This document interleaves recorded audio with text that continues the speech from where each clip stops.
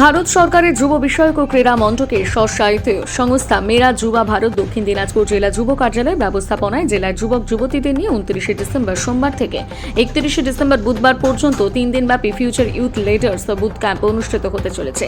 এই বুট ক্যাম্পে 15 বছর থেকে 29 বছর বয়সী যুবক যুবতীরা অংশগ্রহণ করতে পারবে। বুট ক্যাম্পে 35 জন যুব অংশগ্রহণকারী থাকবেন, যারা হার্টফুলনেস, যুবনেতা, জনপ্রতিনিধি এবং অন্যান্য ক্ষেত্রের বিশেষজ্ঞদের সাথে যুক্ত হবেন। এই বুট ক্যাম্পটি মাননীয় প্রধানমন্ত্রীর 1 লক্ষ যুবক যুবতীকে ভারতের রাজনৈতিক ভবিষ্যৎ আকার দেওয়ার আহ্বানের অনুপ্রেরণায় অনুষ্ঠিত হচ্ছে।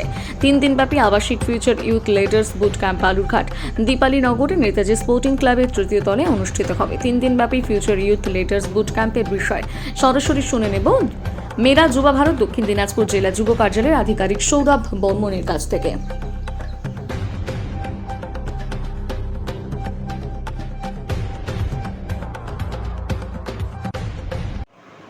নমস্কার।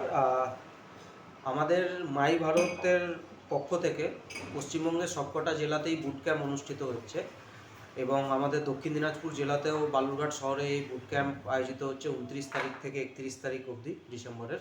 এবং এটি রেসিডেন্সিয়াল বুট ক্যাম্প, যেখানে 35 জন যুব এবং যুবতী পার্টিসিপেট করবে।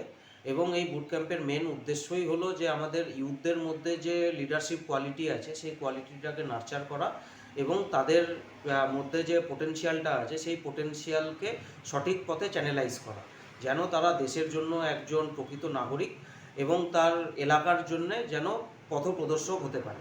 তো সেই উদ্দেশ্যেই এই বুট ক্যাম্প করা 3 দিনের, যেখানে বিভিন্ন ধরনের সেশনস আমাদের রাখা হয়েছে এবং এই সেশনসগুলো নেওয়ার জন্যে ministry of youth affairs and স্পোর্টসের পক্ষ থেকে হার্টফুলনেসকে দায়িত্ব দেওয়া হয়েছে এবং হার্টফুলনেস থেকে 3 জন রিসোর্স পার্সন বাইরে থেকে আসছেন, তারাও এই ক্যাম্পে থাকবেন। এবং 3 দিনে একটা পরিস্ফুট এবং সুন্দর একটি বুট ক্যাম্প আমরা আশা করছি যে আয়োজন করতে পারবো। এবং এর শেষে যে আমাদের মাননীয় প্রধানমন্ত্রী শ্রী নরেন্দ্র মোদীজির যে উদ্দেশ্য আছে যে 1 লাখ ইউথকে পুরো দেশে,